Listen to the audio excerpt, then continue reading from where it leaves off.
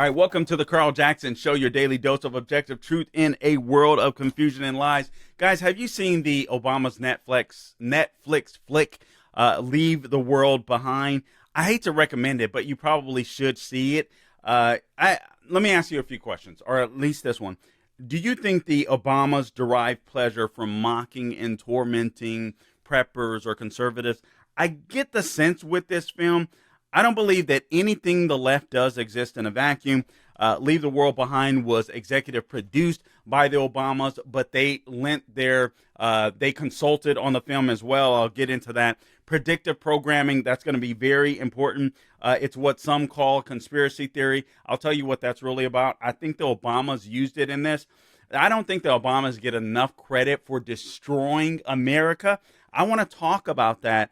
And I really do believe that this film encapsulates it. All right, this is the Carl Jackson Show podcast. Again, your daily dose of objective truth in a world of confusion and lies. Guys, please subscribe to the podcast wherever you go to get your podcast. We're on Apple, we're on Google, we're on Spotify, we're on YouTube, and we are on Rumble. If you're on YouTube and Rumble, you prefer to watch us on video, if you would review the podcast, give us a score, rate us with a 5, I believe it is. That'll help us to move up the charts, por favor. We would certainly appreciate that. If you're on social media, you can find me at The Carl Jackson Show. That is at The Carl Jackson Show. I am on Instagram. I am on X, formerly known as Twitter. I am on Facebook. Basically those three, but I'm also on True Social and I'm on Getter. Been a little inconsistent on True Social and Getter, but I am there, and I do try to respond to messages there, so I will. Things just get a little crazy sometimes, but those are the places where you can find me. All right, and also I want to talk to you about my friend Mike Lindell at My Pillow, because there is an amazing deal that's available to you. And first off, let me say this, guys. I love having Mike Lindell and My Pillow as a sponsor, simply because he's an American success story. This is a guy that literally went from crackhead to CEO.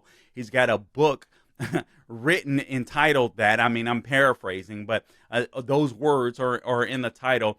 America is the ultimate, is the place where anyone can succeed. If you really work your butt off and you work smart, and you have a niche in something, it's a place where you can succeed, whether that's entrepreneurial, whether you're an entrepreneur or whether you have a decent job, you learn to save and invest and just live a life of freedom, right?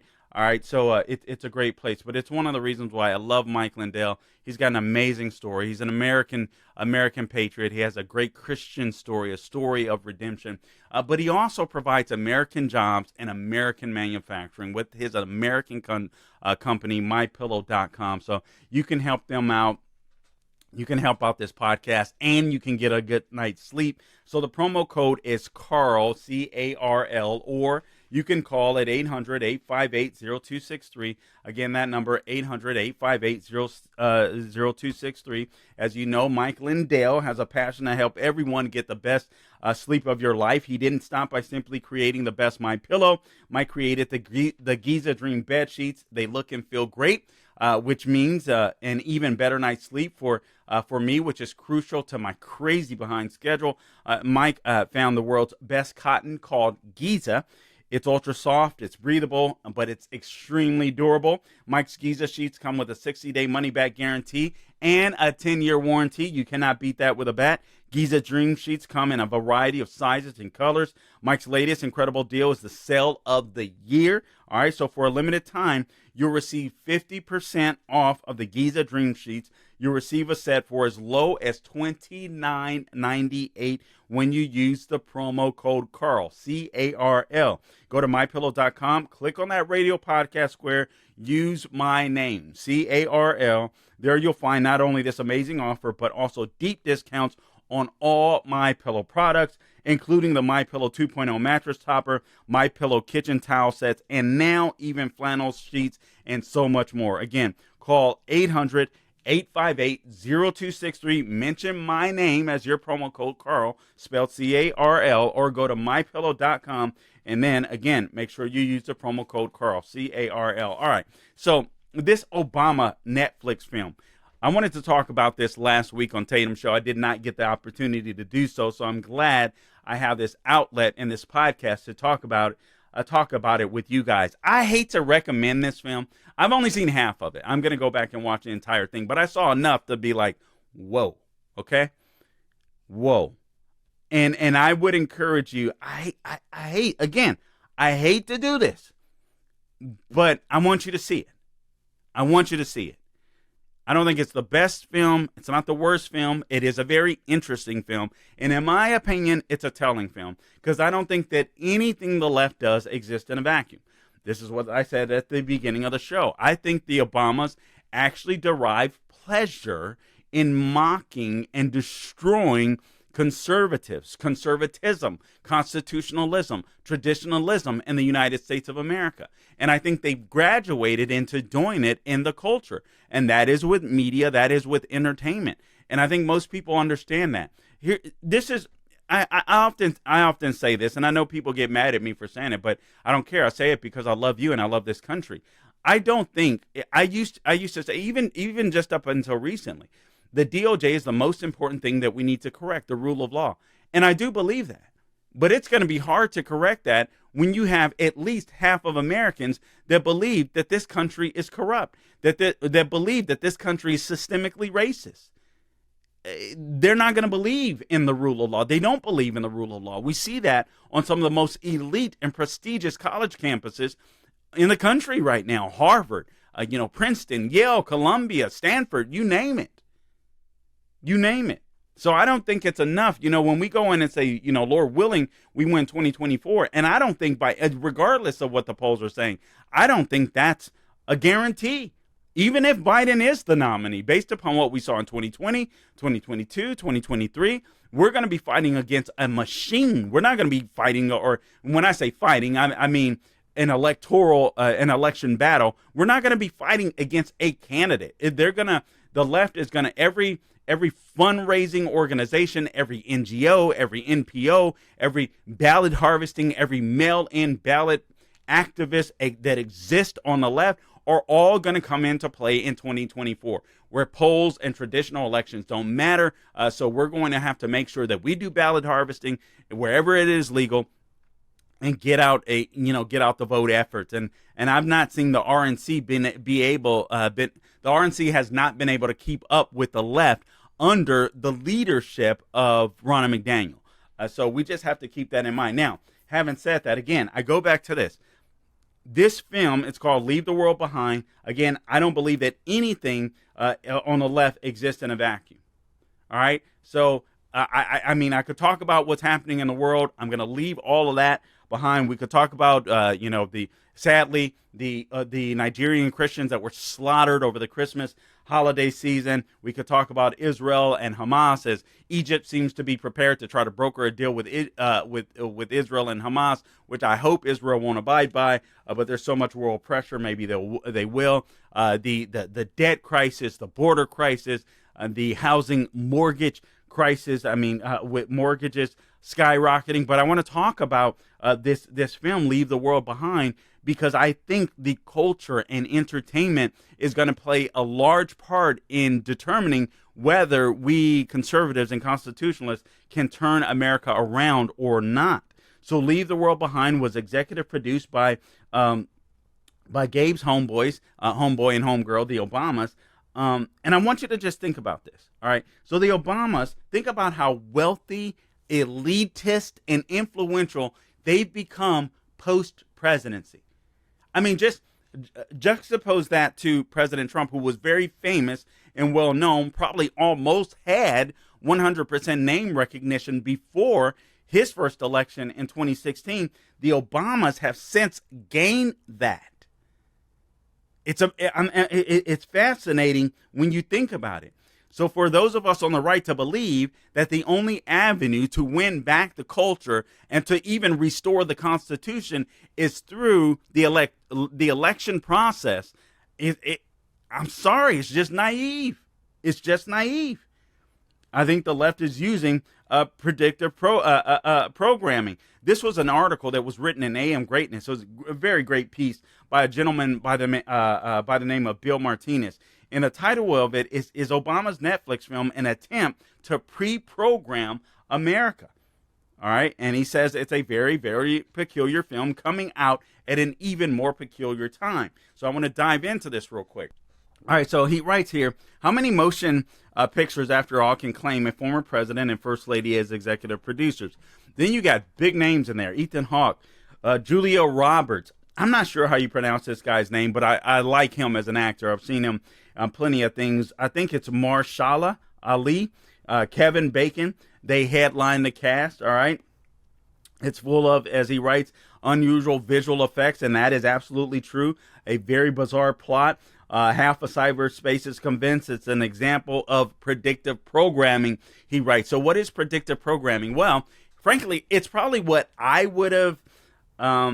No, actually, I wouldn't have thought of it in this way. It's what the left, or it's what the elites will say, oh, man, this is just conspiracy theory. And I used to be more like that, frankly, pre-COVID lockdowns and the 2020 election. When I saw what the left was capable of, and I would, honestly, and I would talk about this kind of stuff, but just seeing it, everything just come to life. I was like, oh my God. I mean, this is insane. So here's what predictive programming is. And I do believe this is what the Obamas were trying to accomplish in this film. I would have never said this before because it would sound cray-cray, and I don't want to be listed as a crazy person because by no stretch of the imagination am I crazy. But I'm just looking at reality nowadays, and I'm looking at the impact that social media and entertainment and culture has on the upcoming youth and even people that are older, where I'm like, oh my God, what is the left doing? What are the Obamas doing? So this predictive programming is, quote, the notion that certain things are embedded into the pop culture to make the public accepting of them when later they turn up in real life. And he talks about the 2011 movie Contagion, for example, presented a fictional scenario which bore a strange resemblance to the COVID-19 pandemic. He also says even more peculiar was a 2019 episode of Netflix's series Explained, called The Next Pandemic. You guys may recall that. I remember speaking about that on Officer Tatum's show, in which Microsoft founder Bill Gates was seen predicting in this film, The Next Pandemic. He predicted a virus would kill millions of people after originating in a Chinese, quote, wet market, close quote. So I'm not sure that he predicted as much as he set the narrative. All right. I really think they were bracing people for what was to come. And we've even seen it in commercials. You guys may. All right. So just think about this.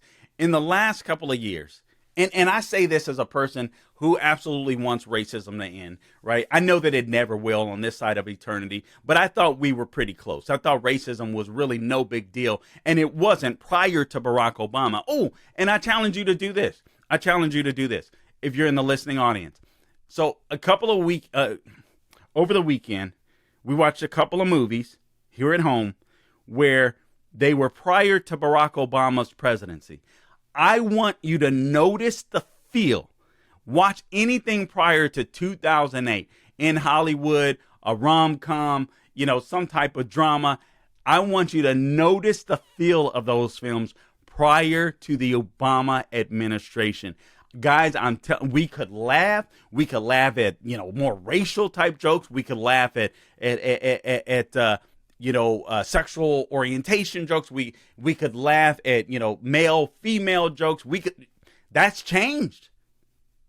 And I would argue a big part of what's changed in the culture are the Obamas and the impact that they have. Yeah, we look at Joe Biden today, and he is probably the most corrupt president in American history. But the Obamas laid the foundation. There would be no Joe Biden presidency were it not for the Obamas.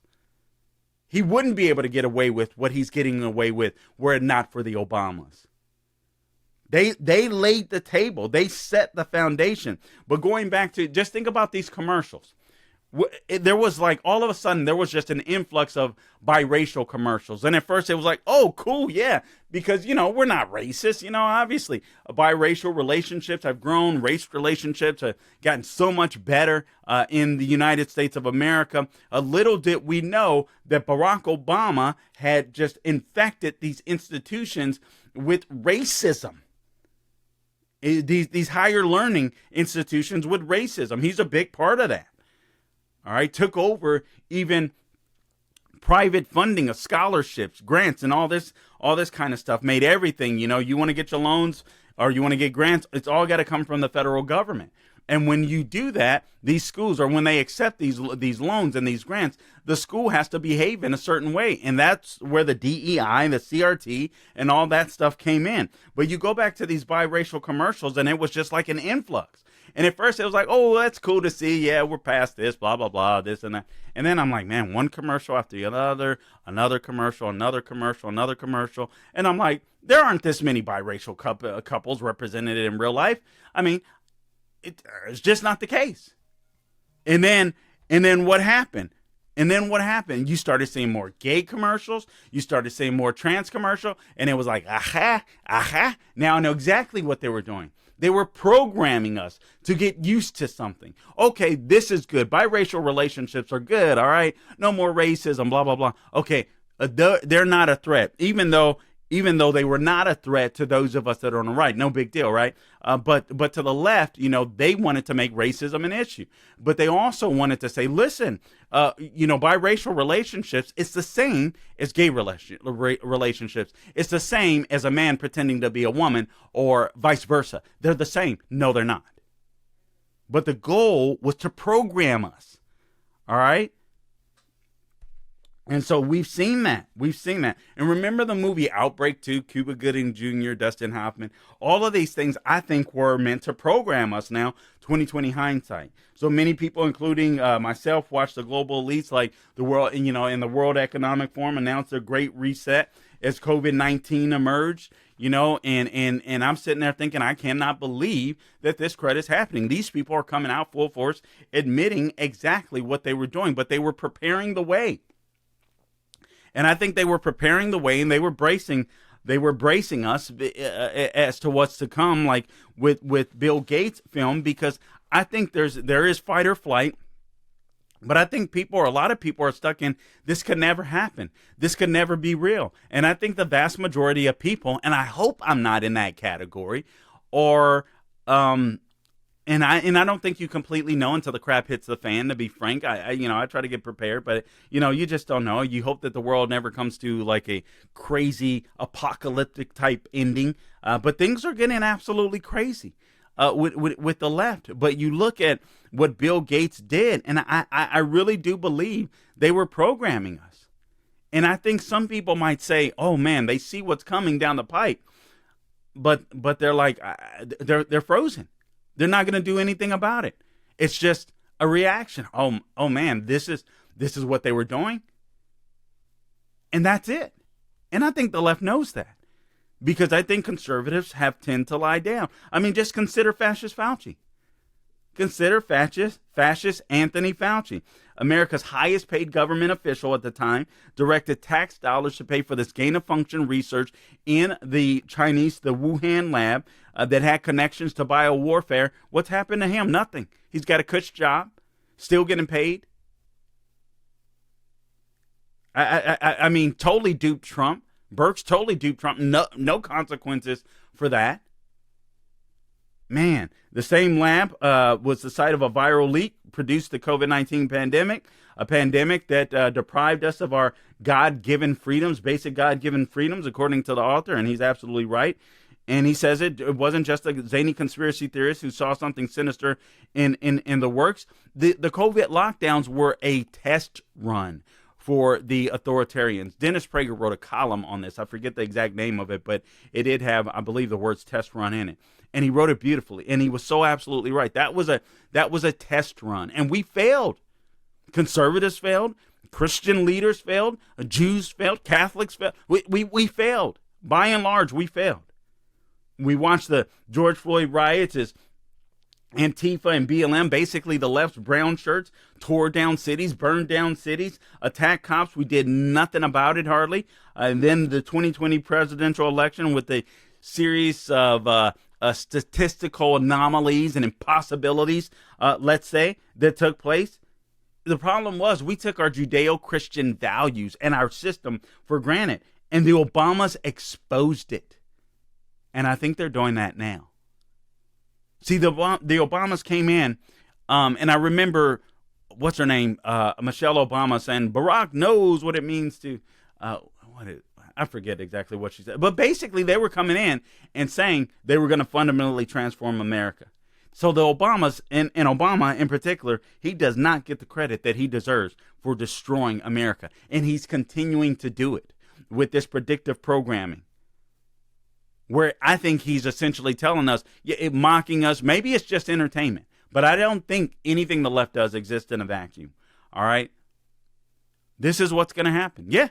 You know what? The global elites, I'm part of them. Eventually we're going to take over, and we're going to have the Cray CRS, the Kevin Bacons of the world, the preppers. If you've seen the film, or if you haven't seen the film, I would encourage you to check it out. I hate to recommend an Obama film, but I will in this case. You know, the Kevin Bacons of the world, they're the crazy ones. We're going to mock them. We're going to, meanwhile, I do think you need to be prepared for worst case scenarios, and hopefully you have the guts to stand up. And I'm speaking to myself when it comes to that too. The world is just getting so crazy and so scary. It is unbelievable. But the Obamas took advantage, and they exploited the Judeo-Christian value system. They exploited the weakness of the conservative movement, the weakness of the evangelical Christians. All of a sudden, gay marriage was okay and all this kind of stuff. All that came under Obama. And you saw Christians just fall in line. Why? Because he created other victim groups. Well, if I had a son, he'd look just like Trayvon Martin. So blacks were like, oh, yeah, I'm black first. Before I'm Christian, I'm black. You know what I'm saying? Obama was very, very skilled. But just think about everything they've done to ruin this country, from race relations. And again, I challenge you, go back and watch films before his presidency. It is a totally different feel. It is a totally different feel. And some, there are some films, even in his presidency, first term perhaps, where, it wasn't so bad. But by his second term, these films were going woke. And it is so clear when you see the difference. It's insane. So from race relations to economic consolidation, the author writes, the weaponization of government agencies, the DOJ, like we've seen, the abuse of the culture and more, Obamacare, to name a few. I'm telling you, this movie, I think, is telling us exactly what they're going to do. They're going to steamroll us.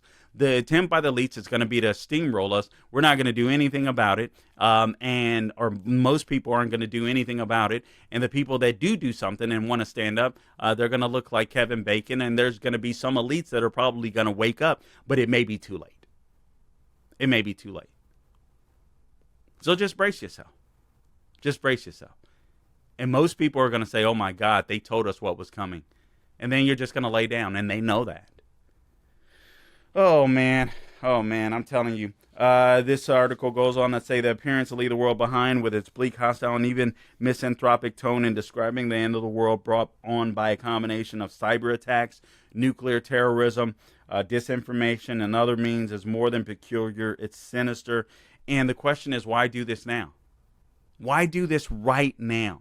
In the midst of everything that we're seeing with the Biden administration and their corruption and their policies falling apart, foreign policy, the economy falling apart, housing market, groceries skyrocketing, gas skyrocketing, violence in blue cities that is just off the charts. Why do this now?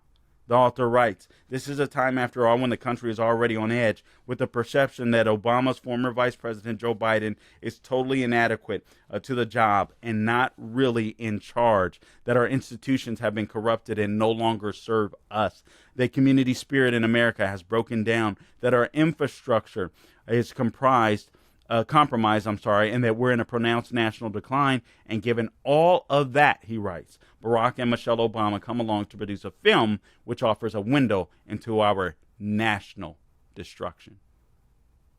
They're just trying to get us to brace for reality. The Obama's role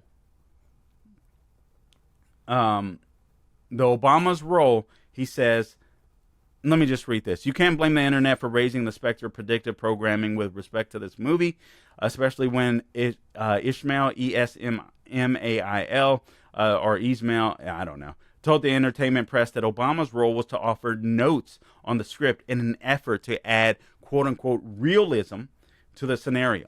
So I thought he was just brought in as an executive producer. He was laying a little cash down. How did this guy get so much cash? You leave the presidency and you become a gazillionaire.